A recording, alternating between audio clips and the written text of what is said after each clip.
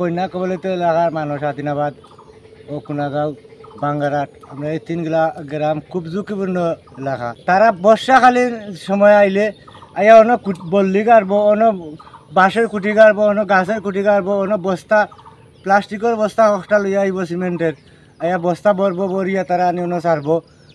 তো বস্তা মনে করেন 50টা 100টা ছাড়লো, ছাড়িয়া তারা বিল ভাস পাইল 2 লক্ষ 4 লক্ষ 5 লক্ষ এই সমস্ত সিনেমিনে খেলা আনি ব্যবসা তারা ব্যবসা শুরু করছে। যেগুলা বাঙ্গন ইমার্জেন্সি সোর্স, তারা ইমার্জেন্সি সোর্স এগুলা আগে বন্ধ করে না কেন?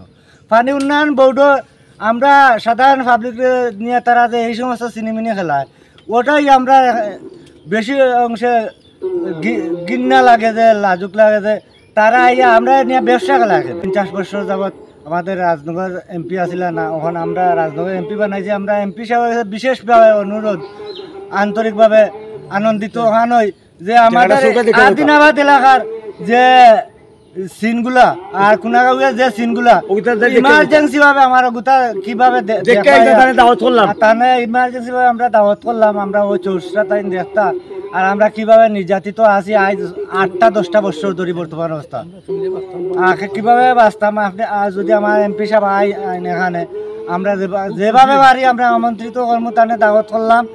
আর বিশেষ করে আমার বাগানের মাহমুদ ভাই আছেন, তাইনও তারপর আমরা সহযোগী এলাকার আর মাই মুরব্বিয়ান সবও তামু। আপনাদের ক্ষয়ক্ষতি কি পরিমাণ হয়েছে? ক্ষয়ক্ষতি অনেক ক্ষতি হয়েছে। যে গাড়ির সম্পদ বর্তমানে এই আমনদানে আলি ফেলাইছিলাম, আলিগুলো আপনার খাইয়া গেছে কি এই পানি? আমরা ক্ষতিগ্রস্ত আছি। ওই দিন আমরা যে বাড়ি করতে পারি এই চলছো না। আপনারা দেখে আমরা সোলার কোনো ক্ষমতা আসেনি, কোনো ব্যবস্থা আসেনি। আর ওই যে 100টা বস্তা আনি ফেলাইয়া গেল, কোন হিসাবে ফেলাইয়া গেল? কোন গতি দ্বারা রাত্রে কোন না ফেলানি বলা আছে বস্তাটা। কিছু সময় ঘুমাইছি, ওখান ঘুমতে উঠি সারা রাত আমরা বান্দর উঠে ডিউটি করছি, কোনো দুশ্মনে বান কাটে কোনো ভাঙ্গেনি।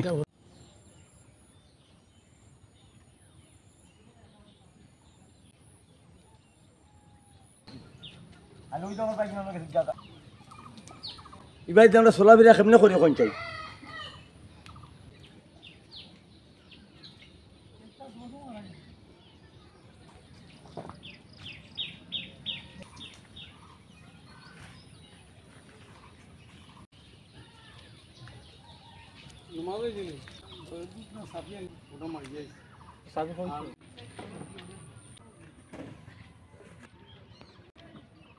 আমার